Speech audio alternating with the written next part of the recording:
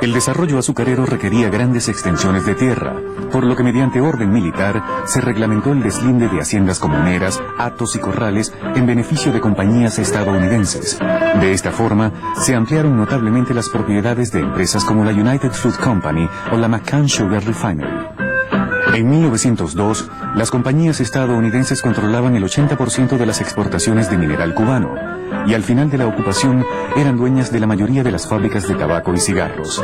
En este periodo se delimitó el tipo de economía cubana para el primer cuarto de siglo, marcada por la total dependencia en lo económico de Estados Unidos, basada en la monoproducción de azúcar y la importación de materias primas y productos manufacturados. Cuba estaba fuertemente, férreamente sujeta a la relación económica con Estados Unidos, igual que en el terreno social, a la ganancia de los empresarios.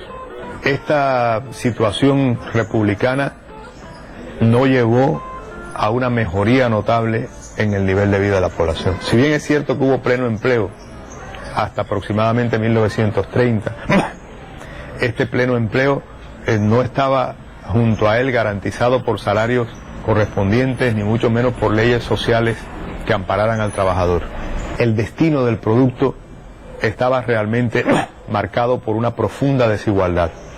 La situación social de la mayoría de la población, si bien en alguna medida mejora por esta dinámica económica, incluso empieza a perder en términos relativos desde 1920, alrededor de 1930, cuando se hizo una realidad la crisis económica mundial, la crisis de la economía cubana ya había comenzado antes.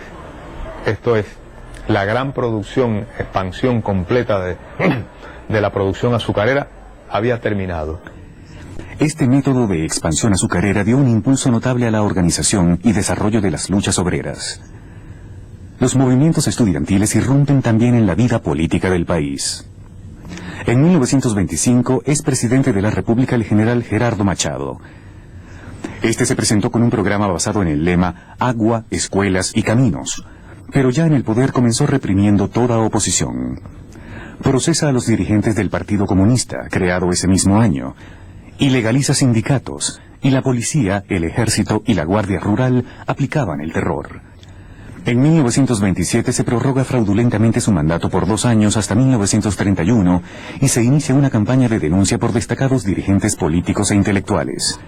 En este clima político se celebra en La Habana la 6ª Conferencia Panamericana. Esta fue la primera y única vez que un presidente de Estados Unidos ha sido huésped de nuestro gobierno.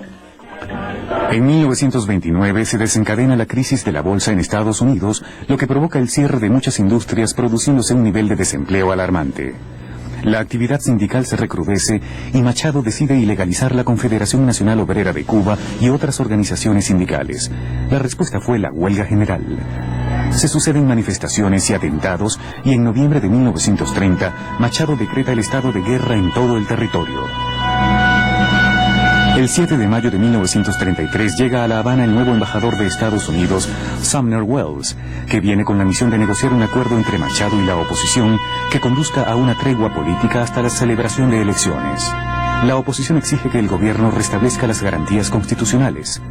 Machado adopta formalmente algunas medidas, pero sigue aplicando el terror. El 5 de agosto el país está paralizado. Miles de personas invaden las calles y marchan hacia el Palacio Presidencial.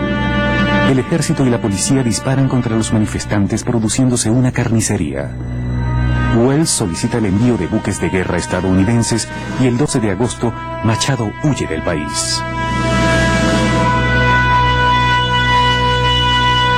El Congreso nombra presidente a Carlos Manuel de Céspedes, pero se ve impotente para controlar a las masas populares. Las cárceles se llenan de machadistas, son asaltadas sus propiedades y quemadas sus casas. Algunos son ajusticiados en las mismas calles.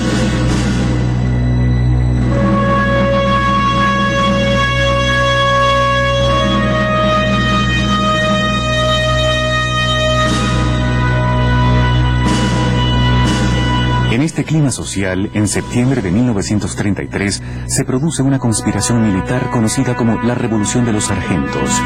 En ella estaba el sargento taquígrafo Fulgencio Batista, más tarde nombrado jefe del Estado Mayor del Ejército. Depuesto Céspedes, se nombra un gobierno colegiado de 5 miembros, entre los que están Ramón Grau y Guillermo Portela, profesores universitarios, Sergio Carbó, periodista, José Irizarry, abogado, y Porfirio Franca, banquero, que sería conocida como la Pentarquía. A la semana se disuelve y se nombra presidente a Ramón Grau San Martín. El gobierno de Grau adopta numerosas resoluciones en beneficio social. Se dictan regulaciones referentes a la zafra azucarera de 1934. Se destituye al estadounidense Thomas Chadbourne como presidente de la Corporación Exportadora Nacional de Azúcar y se suspenden provisionalmente los pagos de la deuda contraída por Machado con el Chase National Bank of New York. Se rebajan las tarifas eléctricas y se llega a la intervención del monopolio estadounidense que controla la electricidad y el gas.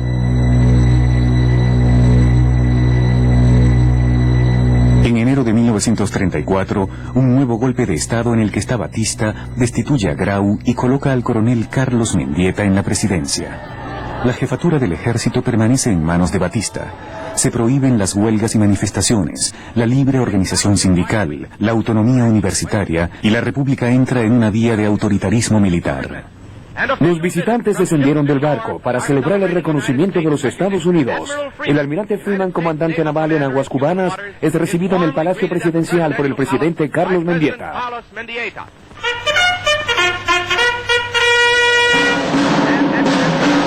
El nuevo régimen suspendió la ley constitucional, asumió todos los poderes, estableció la pena de muerte, militarizó los ferrocarriles, se cerraron las escuelas profesionales de comercio y fue ocupada militarmente la universidad.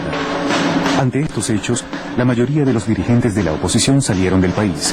Grau San Martín y Pío Socarrás se instalan en Miami. Batista, el nuevo embajador estadounidense Caffrey y el coronel Mendieta crean un gobierno de concentración nacional y serán los 3 personajes más influyentes en ese periodo.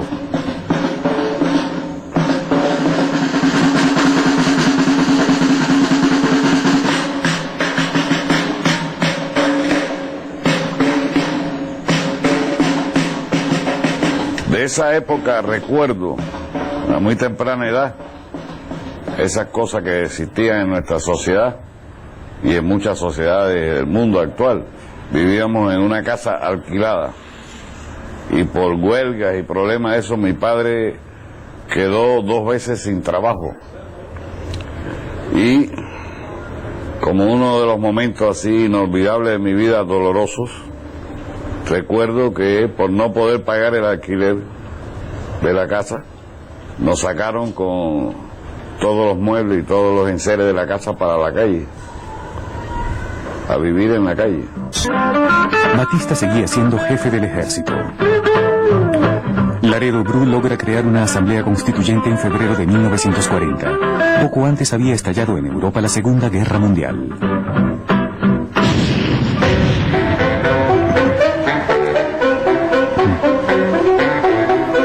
Aprobada la Constitución, se efectuaron las elecciones el 14 de julio de 1940. En ellas se enfrentaron la coalición socialista democrática con Fulgencio Batista y el doctor Grau San Martín. Fue elegido Fulgencio Batista.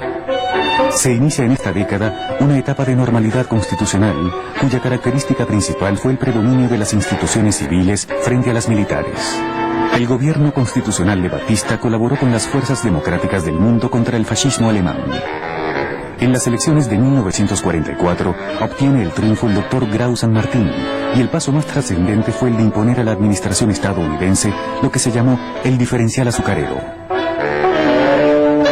En la zafra de 1945, el gobierno cubano retuvo 250.000 toneladas de azúcar y las vendió en América Latina a un precio mucho mayor al que pagaba Estados Unidos.